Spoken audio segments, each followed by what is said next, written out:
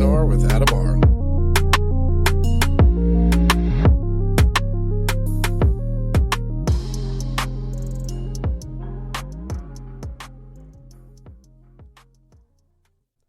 Welcome to 3PNR. I'm your host, Adam R. And joining me again from MUFON is Robert Spearing. Robert, how you doing, sir?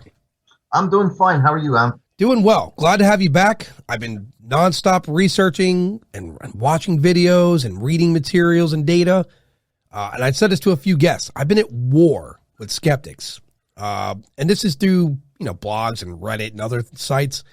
And there's this thing where they're asking people who have, either been a witness or an experiencer or an investigator.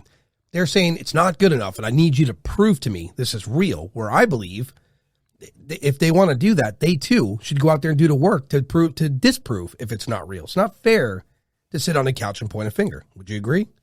I certainly would agree. What's good for the goose is good for the gander. Indeed. And so if they want to combat this, it's got to be a question of, can they take it to court? It's not good enough to pass judgment on someone. And it's not healthy to be a skeptic and then sit home and just say, nope, not real, versus be a skeptic, go out there and search and prove to yourself. And then if you wanted to dispute others, by all means, then you have years under your belt you could turn around and argue with. But, assessing a video you saw on TV and drawing your own conclusions, that's not science. That's just disbelief. And that's an unhealthy approach, in my opinion. It's not very scientific. Well, yeah, I mean, so many people today now have video cameras in their cell phones, and there is always what's called metadata embedded into the digital photograph or video. We can get a lot more information now about not only what the witness may have seen or tried to hoax, but we also learn a little bit about them too. There's all sorts of technology involved, and hopefully when I talk to you about what we're going to talk to you about tonight, I can inform your listenership about some of it. Agreed. And I think, again, I think I've spoken to you about it before.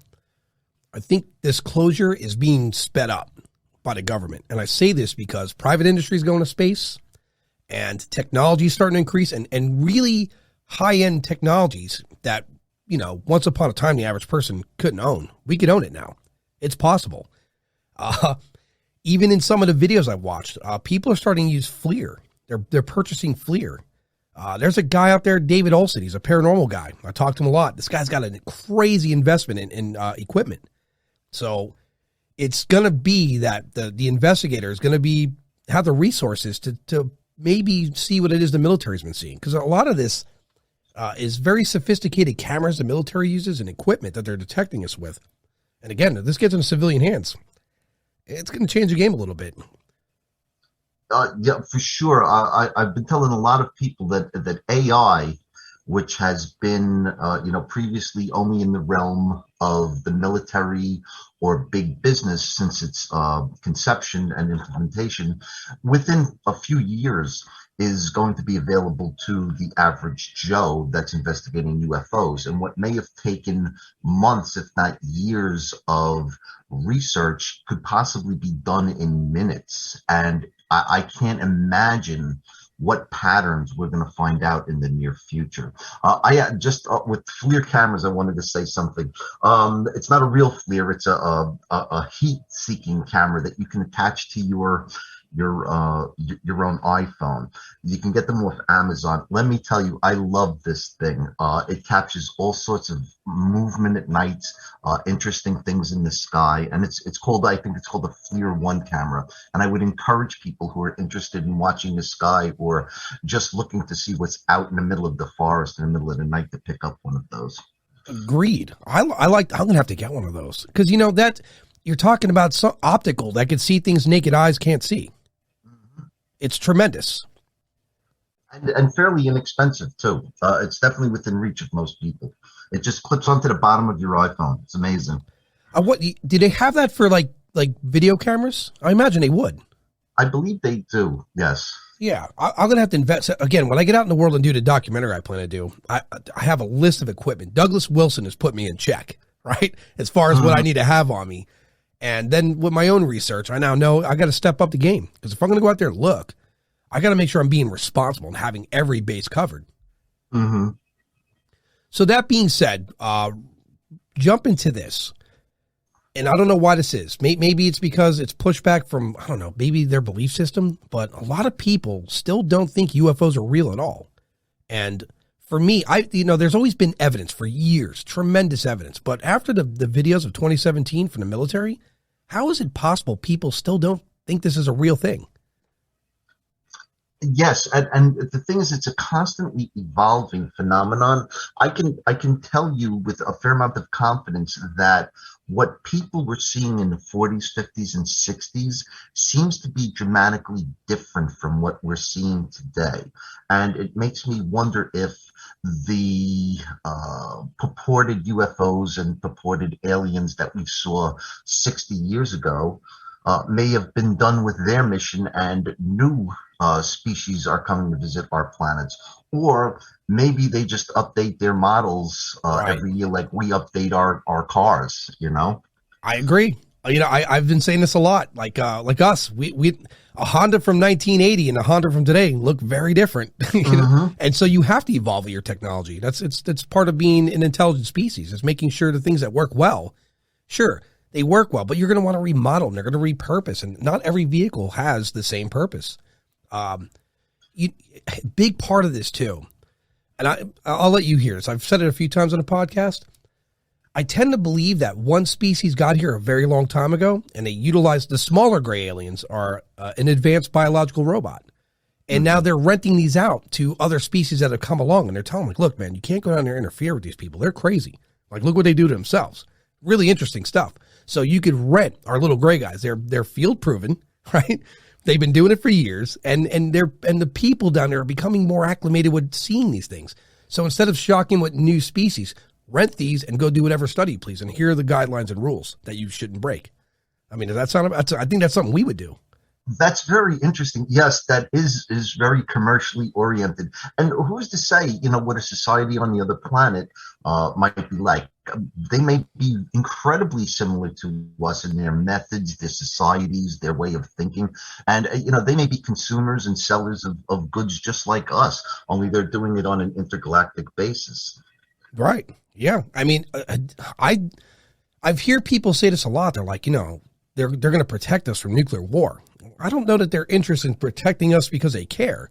We're just we're their subject, and they don't want their study. They've been doing a study on us for countless thousands of years. So from what I've been reading, right, is what I'm assuming. And so their only motivation to prevent us from wiping ourselves out is the simple fact that we're going to lose our study. And then there's other species that are probably like, we're going to lose our channel. And that's our favorite channel. Those people are crazy, right? Yeah. So there's a part of me that also thinks just wait that maybe they have a prime directive like Star Trek, and that they don't want to interfere, but as soon as we destroy ourselves, they've got a new home world. True. I mean, there's a lot of points to both sides. I think that their interest here with us is self-serving. Like for us, if you and I get on a ship and we have the intelligence to travel, whether it be through portals or however they do it, we come across a planet with primitive life on it. And to us, primitive, I mean like the Roman era, we're going to want to observe these people, this species, for as long as it takes without being direct. And here's the other thing too, to give a little, like, I don't know, I guess to speak about abduction. I think when I hear about abduction, I think about what we would do, because we abduct all the time. Humans, we abduct all the time. We take animals, we study them. How does their DNA work? We put ears on them to see if we could grow parts on them. This isn't, abnormal. We do it. Now it's just being done to us at a higher scale. And so when people ask, well, why are they abducting us? Well, of course they're going to abduct for thousands of years because they're going to want to see the evolution. And who's to say they could breathe? And I said this to someone recently. In order for them to make a hybrid to survive here on Earth, to breathe our air, to become immune to the diseases that are here, this isn't something that happens in one generation. This takes thousands of years to make a living, viable, biological being that could live amongst us and be, immune to the disease here and breathe our air. I mean, does that sound about fair?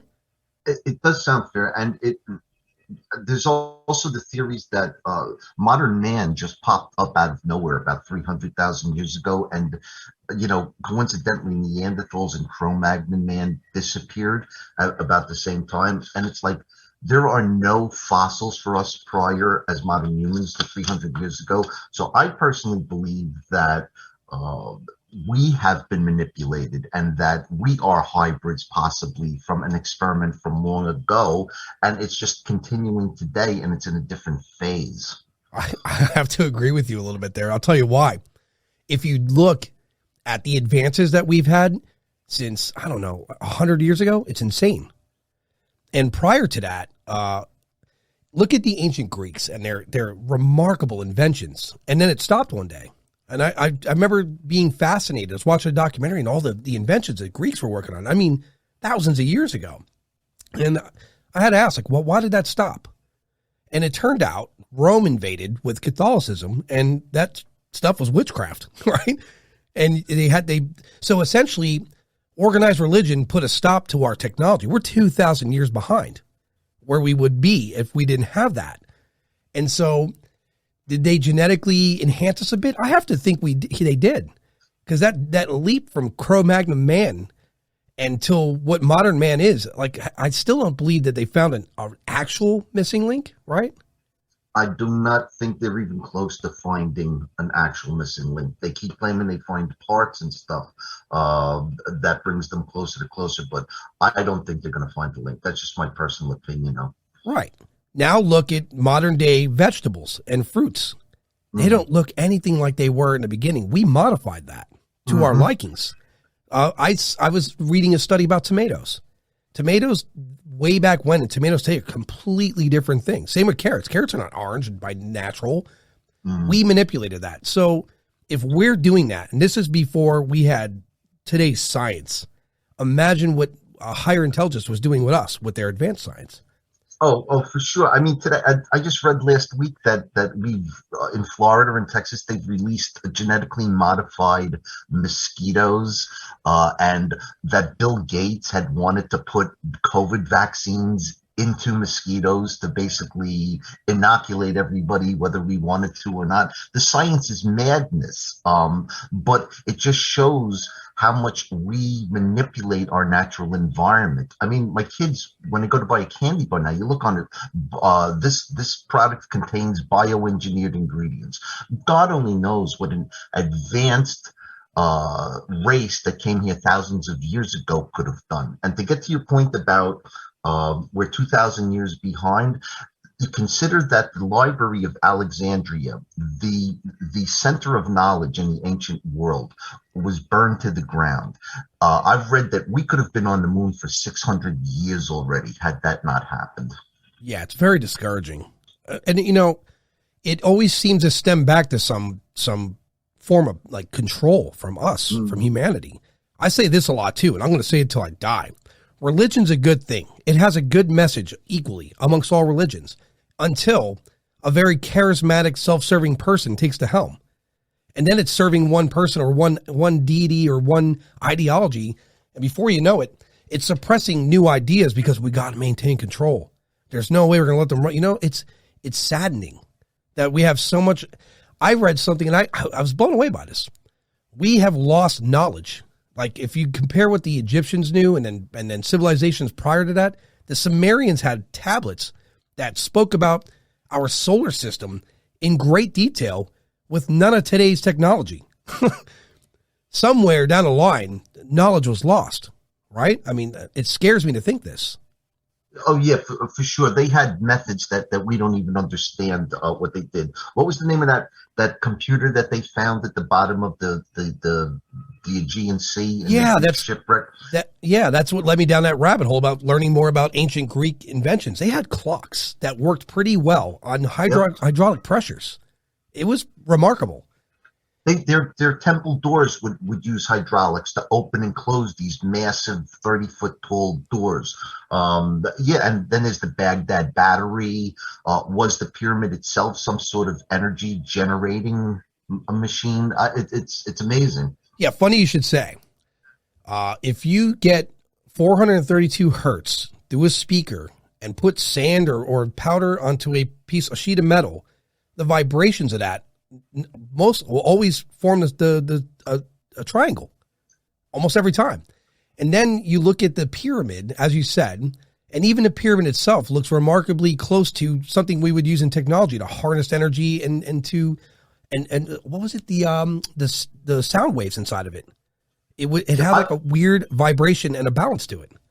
I've seen those videos on YouTube where they take like salt or sand and put it on a table and vibrate it. And it not only triangles, it makes other incredible patterns. I would encourage anybody to go to YouTube and look at some of those videos using vibrations to organize basically crystals.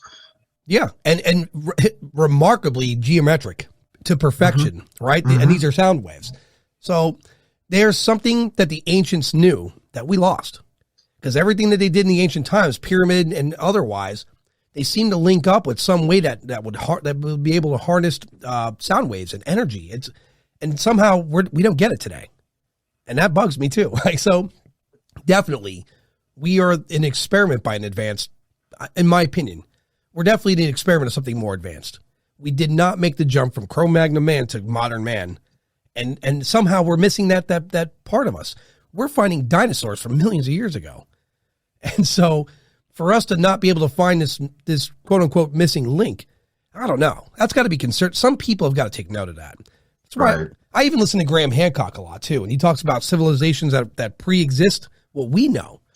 And he has a lot of he has a lot of strong ideas. And I kind of lean to agree with him.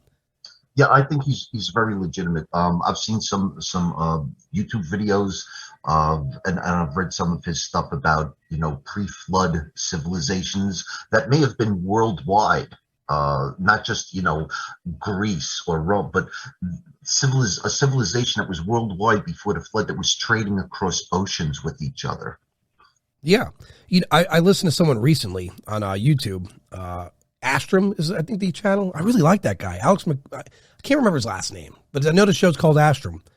And suggestively from his show, it led me down a rabbit hole. So I started with his show. And before I know it, I'm listening to philosophers and scientists, and both on either side are saying pretty much the same thing. Like, they think Mars went through multiple extinction events, which leads me to believe what makes us think we didn't.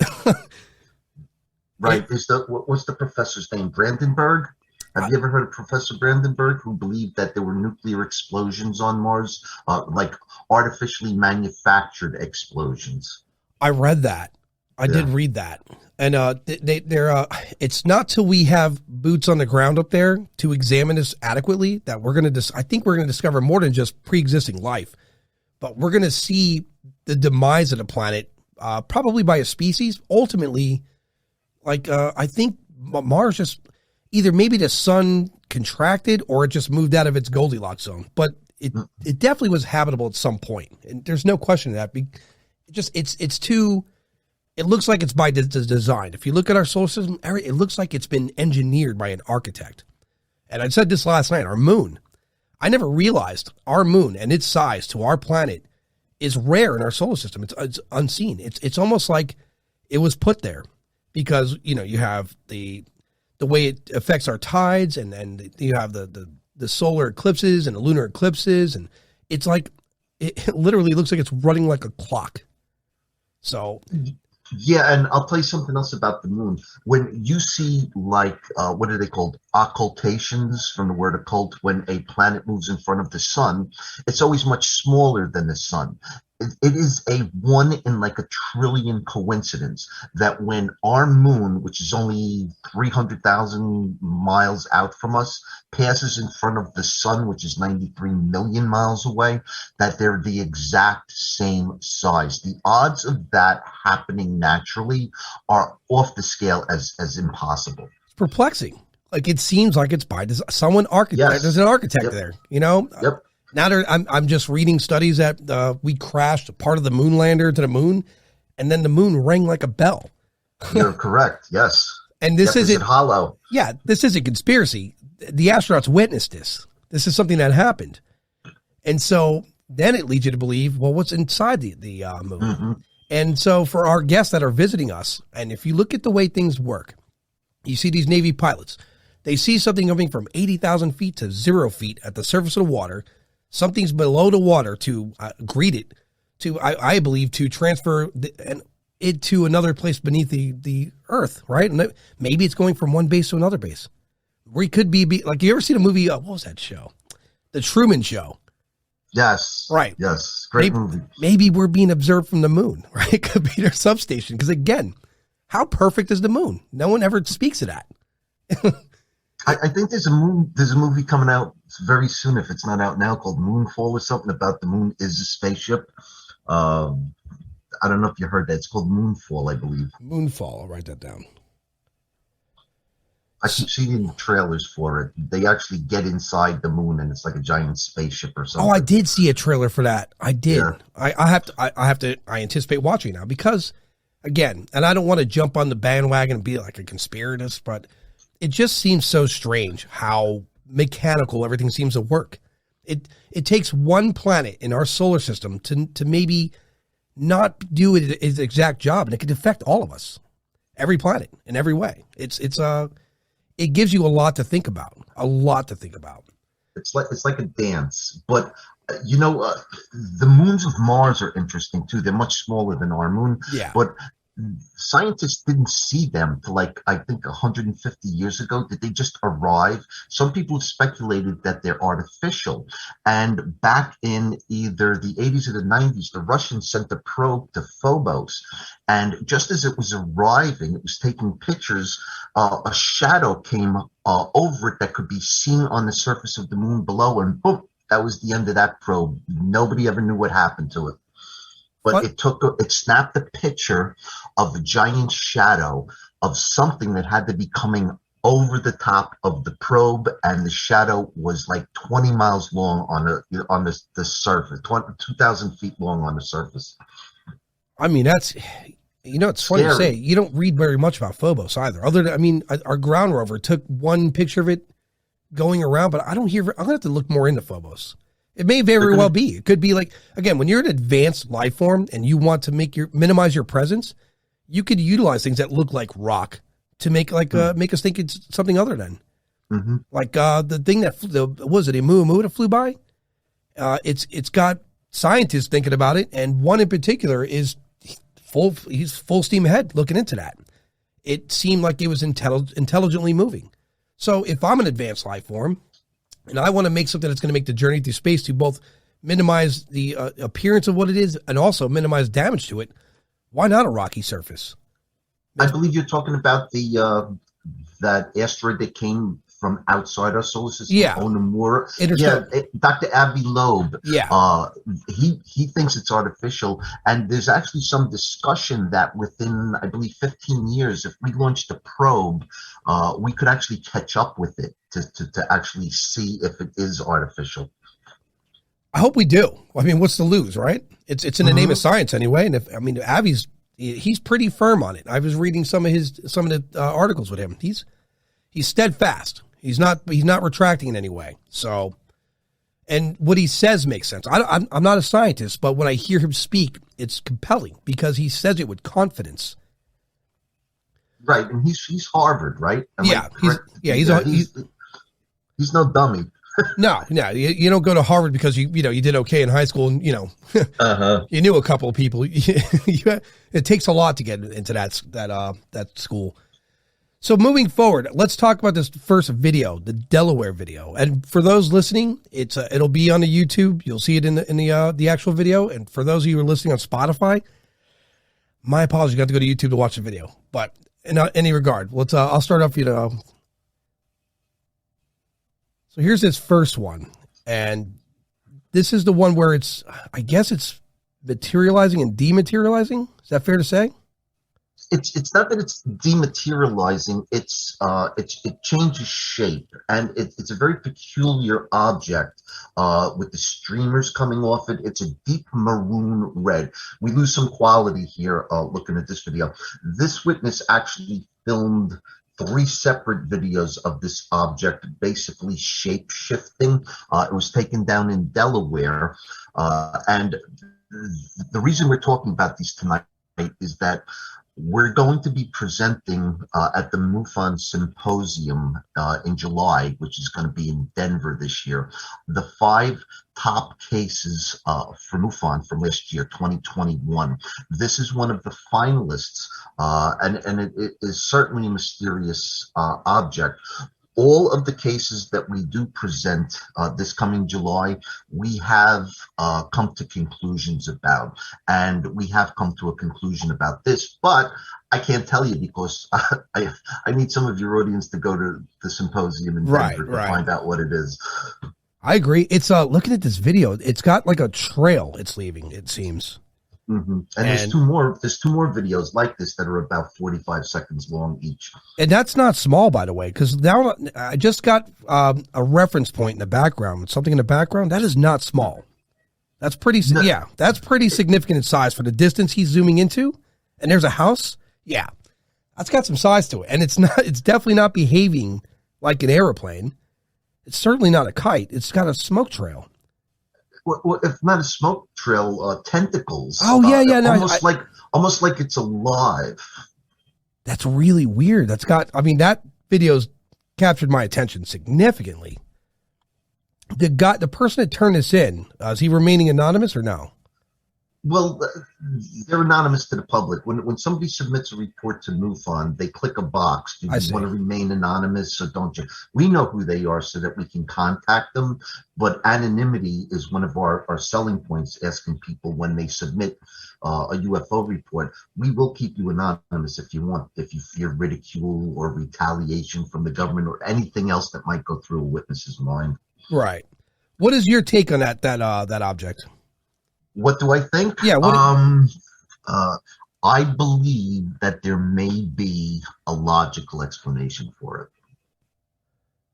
Like, well, if you had to draw your own conclusion, I mean, just again, speaking theory. I think it could be something man-made. Huh. Yeah. I mean, I can see, but whatever it is, it's definitely large. No question to that. Oh, it's got to be at least 20 feet. Oh, okay. I see where we're going next. Yes, this is my favorite, actually. And if you want to roll it, this is an 11-second video. It's part of a series of videos, and it's going to go off the screen for a second. Yeah, it's sort of jumping around. Yeah, that's right there. Can you? Let's go back again. Yep. Let's show it again. Here, I'll get to that point. I'll freeze it. I'll tell you when.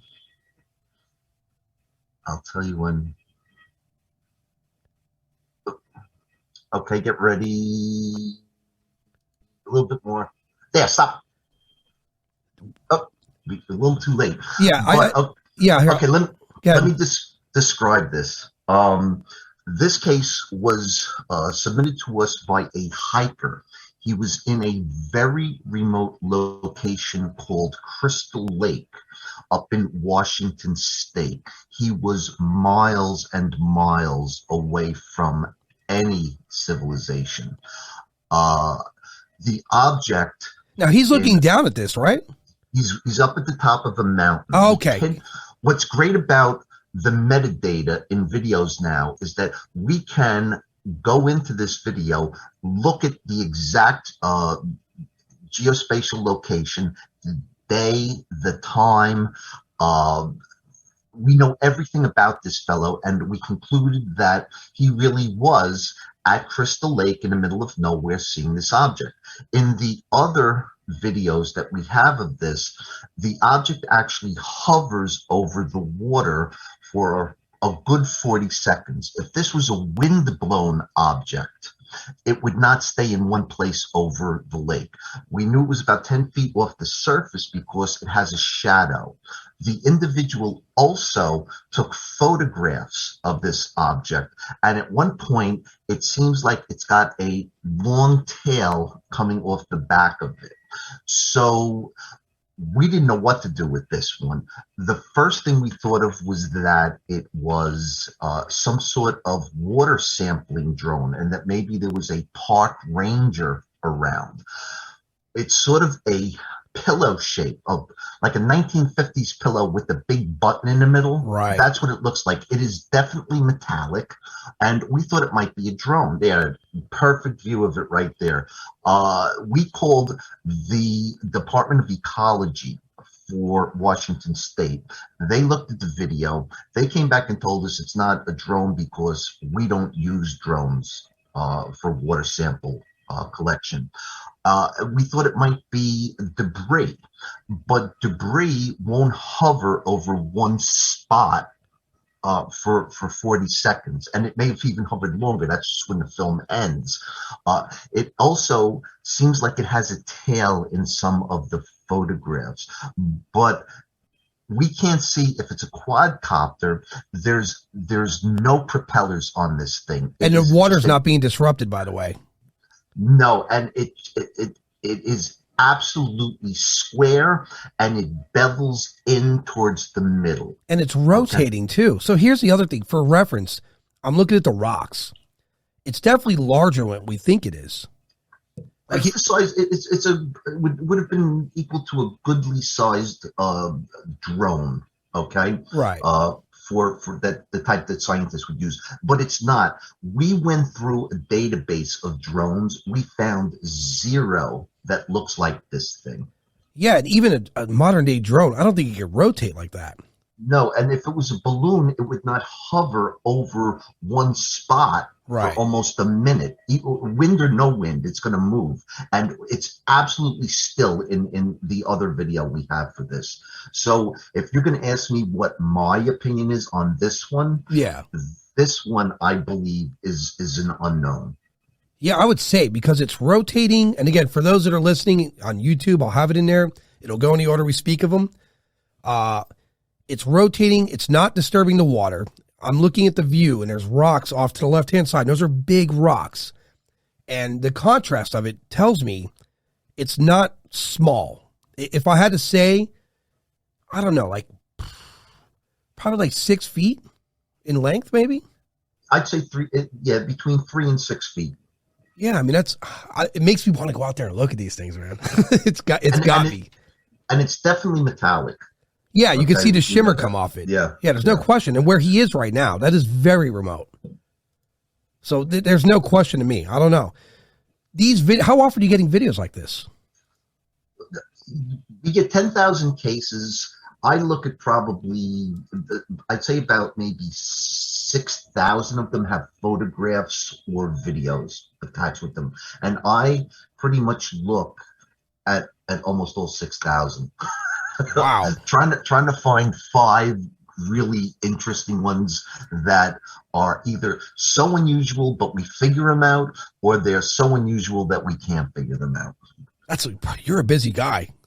Yeah. That's a lot of work. All right, so we're going to pull up this one now. And this one is in the Carolinas. Yeah. North Carolina. This one and the next one, I think, is going to be from Ohio, right? Yeah, they're very similar. This, if you look at the object on the left, it's multicolored lights. You're losing some of the quality in this video here because you're doing a copy of a copy. Right. Okay. So the object on the left is actually multicolored lights. It's got a red light on top. The object on the right that is blinking, the 2 red lights, we believe that's a helicopter. Okay. Right. Now, one of the things we do is we not only look at the metadata to see exactly where this takes place and, does the date correspond with the what the witness is telling us, but we'll also go to Google Earth. If this was taken with an iPhone, we look at the metadata, and the metadata will tell us the exact latitude and longitude. Then we can go to, input that into Google Earth, and we can actually come up with a location in the world where this was actually taking place to within 10 feet of where the camera was.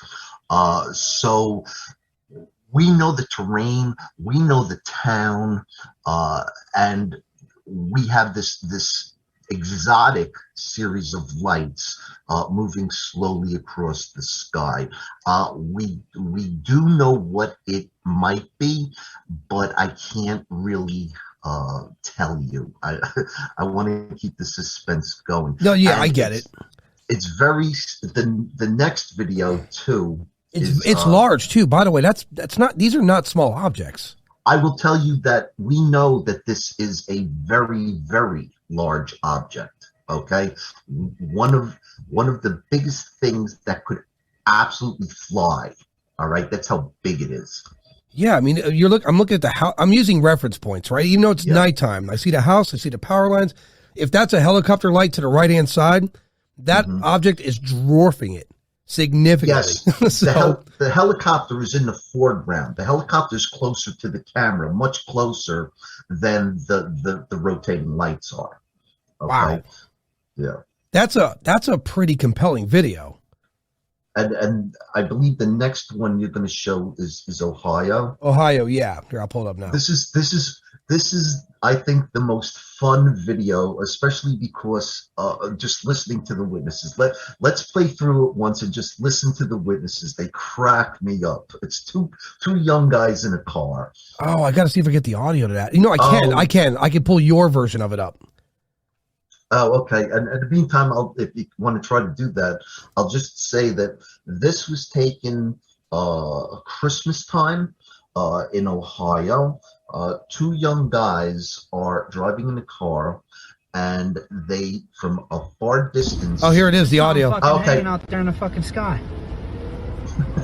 What the fuck is that?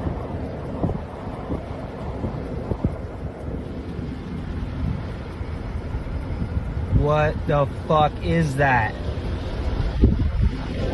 Oh my god. Oh my god, what is that? What is that? What the fuck?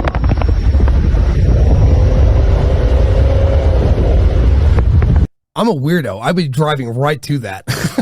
Oh, okay. That it cut off there. You got to show the other version of it because it should be longer. Because they actually get very, very close to it. Oh, did I hear? Let me get to that. Yeah, try the other one, and I'll talk while it's playing. Yep. The last like 10 seconds, they're really close to it, and it's scary looking.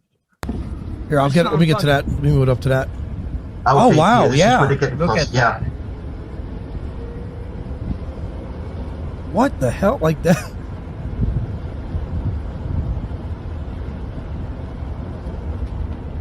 Oh my god. That's menacing. Like that is. Look at that.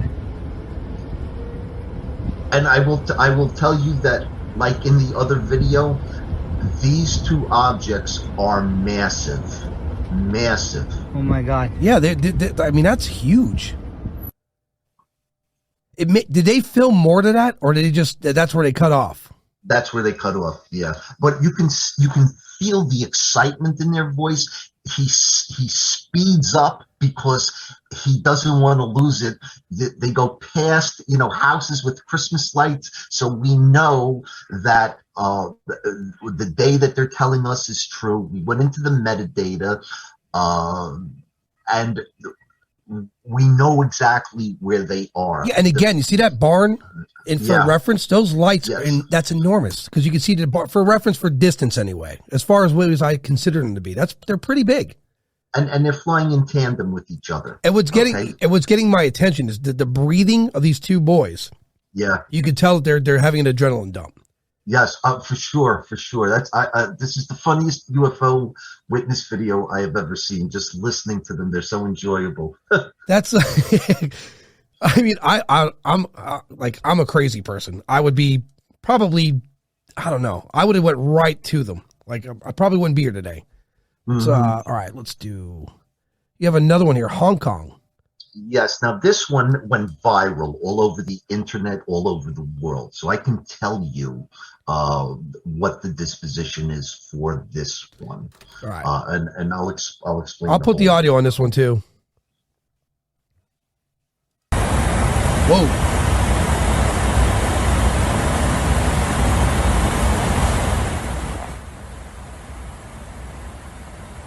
goodness. I don't know what that is.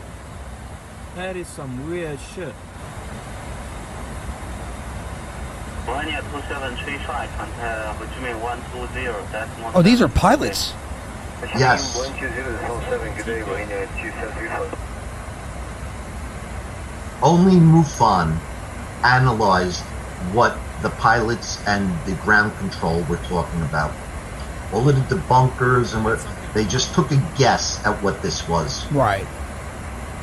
I don't care. Debunk, skeptic.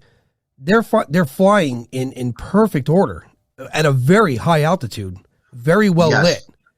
So we knew that we analyzed the video. We were able to fairly pinpoint where they were. The witness had said that they were near Hong Kong. It just so happens that one of our aviation experts, Tom Wortman, did a deep dive into this, and we also got a call from one of our field investigators in Canada who was an Airbus A320 pilot, okay? And when we analyzed the video, they were not near Hong Kong. From listening to the audio of the communications between ground control and the pilots, they were off the coast of Vietnam heading south, okay, possibly towards Australia. We knew the flight number. We tracked the flight number. We knew that it was a daily flight from Hong Kong, which is probably why they did. They were American pilots. We believe we know the airline, and they were heading due south along the coast of Vietnam. Now, the question is, what are they? Right. Because they seem like they're just lights. One of the things you need to realize here is that this is a very high contrast video. All right. I haven't read the report in a while, but I think they were saying it was sunrise when it was really sunset that this was happening. Okay. And what we believe it is, and what pretty much every other expert in the world believes it is that they're military flares coming off 3 aircraft.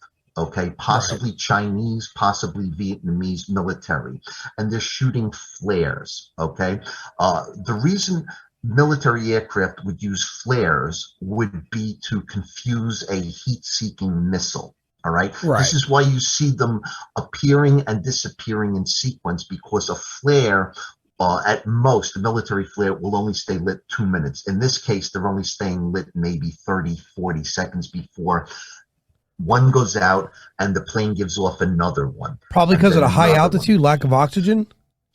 No, I don't think it's because, you're right, it could be. But the thing is, you can't see the planes because of the contrast of the film. We actually showed this to another pilot, a former military pilot who's a FedEx pilot, and he even believed that he knew the make and model of the military plane that was doing this. So that's all going to be in our presentation, but we're 99% confident that this is 3 military airplanes heading south. Yeah, because you could see where the flares are consistently, or the lights consistently coming back in the same location in all 3. Yes, because they're shooting off and they're falling the downward. Back of the Yeah, plane. I see. And then they hit a cloud bank, and that's why they all disappear under the clouds, and you don't see them anymore. It's you could imagine people that are passengers seeing this, and they're not educated. They're probably like, "Oh my God, what is like?" All sorts of hysteria happening on an airplane. Because even the pilots, you can hear, they were like, "What the hell is that?" Yeah. But the tragedy of it is that if you go to YouTube or Facebook or any of these other Rumble, people are saying, this is proof positive we're being visited by aliens. These are alien. They're not. It's just military flares. Yeah, that's the other unfortunate thing, is that there's a lot of these people that are making, look, I get it. You're making things for entertainment, and there's no harm in that. Say it's entertainment. We're going to listen to it. We want to be entertained. But when you put negative or, fake shit up and then you pass it as real, it puts a burden on the people that go out and really investigate and really find videos, because you're getting lopped into the same category as those people. And so we might miss real evidence because the association of it. It's a shame. And that's why MUFON prides itself on saying we use the scientific method, because we have debunkers against us too. People always want to take MUFON down because they're the giant in a room. But we are not like New Age people. We do the science. We analyze the videos and the photographs and the latitudes and longitudes. We analyze the witnesses themselves, trying to come to the most logical, scientific conclusion possible that we can. That's what I like about MUFON. Across the board, one, diversity. Two, these are people that really want to know the facts, and they're going to go to great lengths to find it. There's a lot of cops joining MUFON too lately. A lot. I have an email in my inbox today from a retired federal agent who wants to join MUFON and become a field investigator. Adam, if I was able to show you in our database the qualifications of our 400 or so field investigators, some of it would blow your mind. Nuclear engineer, former special forces, geologists, mathematicians. We have an amazing array of talent. Yeah, I mean, you got Dan Spell. He's a former Department of Defense agent. Chris DiPerno, he's a former homicide detective. And a great friend of mine. Yes, yeah. He is a really smart guy. He's got even a more interesting history than many people know about Chris DiPerno. I like Chris. I'm going to have him on again soon. Like Chris, he gets when he really is a deep thinking person, right? Mm-hmm. So he considers all, and you can see why he was a good homicide detective. You can see why he really considers all aspects. He doesn't just take, oh, well, that's what it is, and he analyzes for long periods of time. He doesn't allow an assessment in a moment's notice. He really puts the time into it, and that's I believe he had the highest case solved ratio of any homicide detective I think he was in Schenectady of all time. He solved like 80 or 90% of his cases, which is just an extraordinary feat. Yeah, and speaking of, I had him on a couple times. He has such a way that when he speaks, you realize he means what he's saying to the fact, to the T. And so often case, I find there's a lot of people that started as skeptics completely. And the only real motivation for them to go research is to disprove. And they emerge with, I'm not going to say enlightened, but altered. Like they're changed. Yeah. I mean, even Hynek, changed his mind after several years. I think Hynek was put under a tremendous pressure to say what he had to say in the beginning. And when they cut him loose, he was like, forget it. Telling my story now. I mean, that's the impression I got from him. Like people like Lou Elizondo, I know he wants to say more, but and this is the truth for people to understand. People in the government and parts of the military, that the oath they swear goes to the deathbed. So it's not that he doesn't want to be forthcoming. He's just honoring his oath. And, you should respect that. That's a tremendous thing to honor your oath. How many people, honor their whatever they say for long periods of time? It's rare. Oh, we have a lot of witnesses who tell me my dad was in World War II and he saw something, but till the day he died, he said, I'm not allowed to tell you, son. And that's just amazing that a father wouldn't tell his son because he has that much loyalty to his oath. Yeah, I mean, well, they also have a great understanding too. A lot of people are going to push back, man. I said this on the show a lot. If tomorrow UFOs landed on the White House lawn, as they all say, and now they're real and they're friendly, there's still going to be that percentage of people like, no, that's the devil. I'm pretty sure that's Satan, right? Right. And they're going to have pushback and they're going to rebel against it. It's just, that's human nature. It's sad to say, but that's our nature. It's why we don't communicate with the things observing us. Don't communicate with us more readily, because look what we do. We have so many reasons to divide, so many reasons to fight. We have race, religion, and just nonsense. And, for us to be a species that's going to travel outside of our planet and communicate with other species, we better have our shit together first. We got to start behaving like a species. Because if we humans, sadly to say, if we go to another planet and we find that there's resources and life there, and it's not, it's primitive, I hate to say this, but we're going to do what's in our best interest. We're going to take it over. We're going to make them think the way we do. Before you know it, they're going to push religion on them. It's just we're going to give them blankets with smallpox. Yeah, exactly. Yeah, we're gonna go there and sneeze and think, it's okay, and kill the whole planet, right? Yep. So Yep. You know what? I saw something on Facebook yesterday. It was sort of said, it said the saddest thing that could ever happen would be if aliens came to Earth, ignored human beings, talked to the whales and the dolphins for a couple of weeks, and then left and never came back. yeah, it's funny you say. I had this thought. Dolphins they're very intelligent animals. I think that they are. The unfortunate part is they live in water, and so they can't use tools the way we could. And there's a lot that they're really limited, so they're kind of trapped in their environment. So I imagine how many planets are out there where there's this really sophisticated life form, but they live in a water environment and they can't escape it. So there's no shuttle program because you got to fill it with water, and we have it pretty made that we breathe oxygen, right? This is a combination of gases we could put inside of a void. Where things that are locked in water, well, they're kind of out of luck, but what you said, yeah, imagine they came here too. I think there was a movie.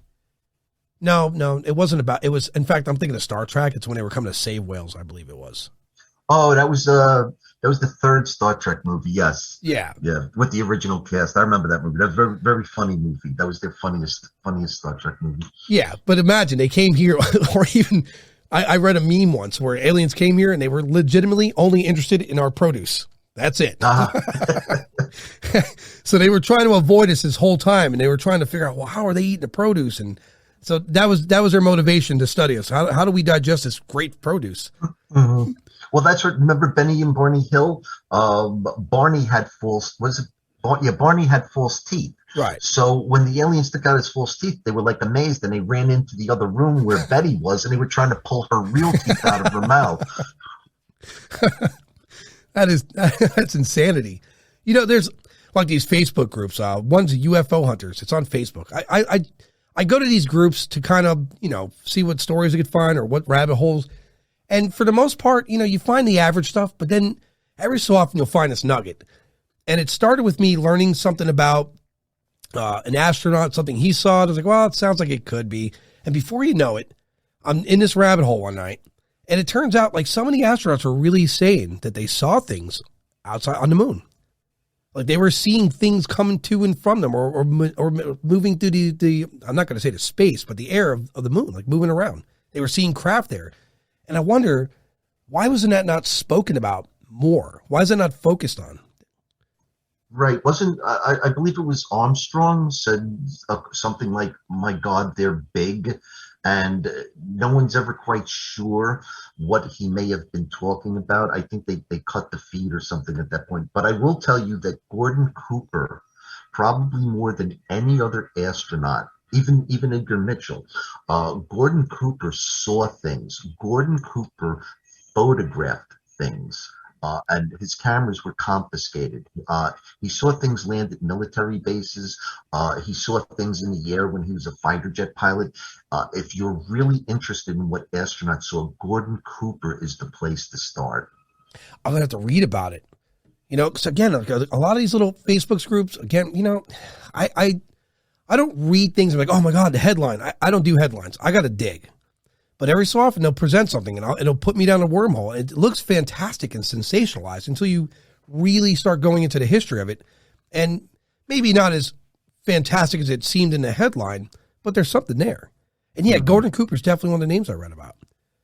And he till his dying day, he would say quotes that, I believe we are being visited, and that we've been being visited for a long time. There's something right out of X-Files that Mulder would say. Gordon Cooper said the same thing. Yeah, this is a large number of people, astronauts, and people in government that say these things. And, you can't say these people are crazy. Here's another fun fact, too. More people that are abducted, and I don't know how true this is. I'm going to look into it. I just read this today. But people that are abducted are less likely to die of disease. How true is that? I never heard that. I know that they tend to, after their experience, they tend to become vegetarian and concerned about the planet. Also that their RH factor is different than other people. And they've actually I remember it was UFO Hunters years ago, Bill Burns, that Yeah. show. They actually took the one guy's blood and they analyzed it, and he did have peculiar components in his bloodstream. But yeah, there's definitely something to that with the abductees. Yeah, like that. There was another documentary. I think it was a documentary or just a movie documentary. Patient 17. You familiar with that? I've heard the name. I've never seen it. You'd have to watch it. I watched it, and I watched that one with, I took it at face value. I'm like, all right, well, I'm going to give it a chance. But even in that program, the thing that was in the guy's leg, and he went to the radiologist, and then this other guy examined it, and it seemed to be that no one came to a real conclusion of what that object was. Mm-hmm. And so when you're finding material, and here on Earth with science, we are notorious for cataloging. It's what we do. Let's rip everything apart and catalog it. We want to know what it is, where it comes from, how it works.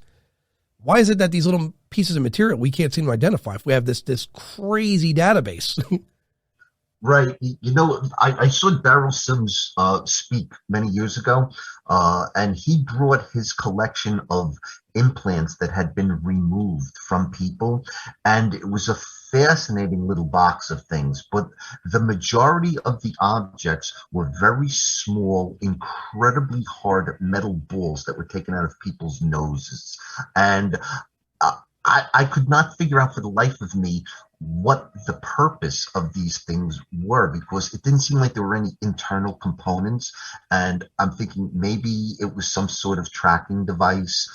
Maybe it was coated with some sort of medicine or chemical that they wanted some sort of response from the witnesses.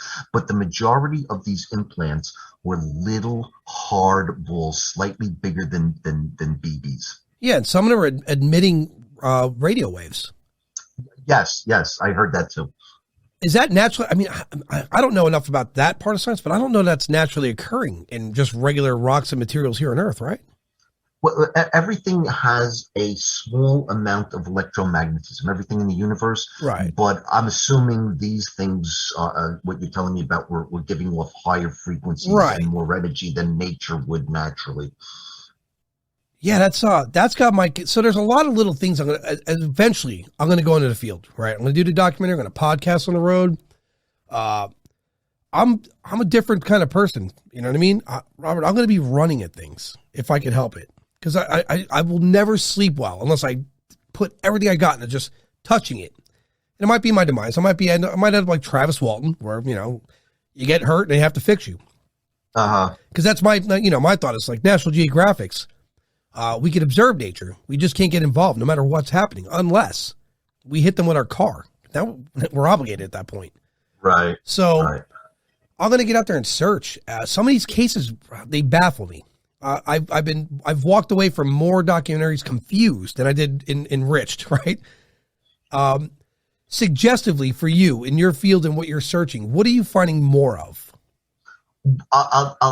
I know we're almost out of time, so I just want to tell you something that I was working on that is becoming clearer and clearer to me, and it's sort of ominous. I'm a big patterns guy, and the last time we spoke, we discussed different patterns that you see in ufology, such as why are the tall blonde Nordics always dressed in powder blue and have some sort of triangular or circular insignia on their uniforms? And we're not talking 2 or 3 reports, we're talking hundreds. Right. Okay. I've always studied patterns like that. One thing I've started to realize is that throughout history, and I'm going way back to the Egyptians, I believe that our timeline might be being manipulated, and that these objects that have interfered with battles that were seen over the skies of Jerusalem when the temple fell, Nuremberg 1561, that great sky battle, just happened to occur while the Ottoman Muslim armies were trying to make their way up to Rome. And there is an overriding pattern that somebody may, I don't know who they are, but somebody may be trying to manipulate our timeline to go a certain way towards a certain conclusion. That's probably what I'm going to be working on for the next year. Excellent. I look forward to talking to you about that. That's, when I have something to tell you, I'll give you a call. Indeed. Yeah, that caught my attention fully. Before we close, I'll say one thing. So people listening, it's not, are UFOs real? They are. The question is, what's behind the controls? So people are aware. They are definitely out there. We see them. Military sees them. Mountains of evidence over the years. It's what's controlling them. That's the question. And so for skeptics, another message, if you want to be skeptical, fine. But go out and do the work and prove to me they're not. It's not fair to just, make an assumption. So, but before we close, Bob, is there anything you want to add? I just, like always, I like to push MUFON. One of the greatest joys of my life was to become a field investigator. And the stories you will hear, the people you will meet, the most amazing things happen to ordinary people. Some of it would make your hair stand up. So if you have a legitimate desire to go deeper into the field of ufology, the best way you can pursue that is to become a MUFON field investigator. I assure you, you will not regret the adventure you go on. Excellent. And I'd like to thank you, Adam, for always having me on. You're wonderful. Keep pushing it because you're going someplace with this, and we need more people like you. Indeed. Thank you very much, Bob. I appreciate your time, and I know we're going to do this again soon. Okay, great. Thank you, Adam. Have a good night. You too.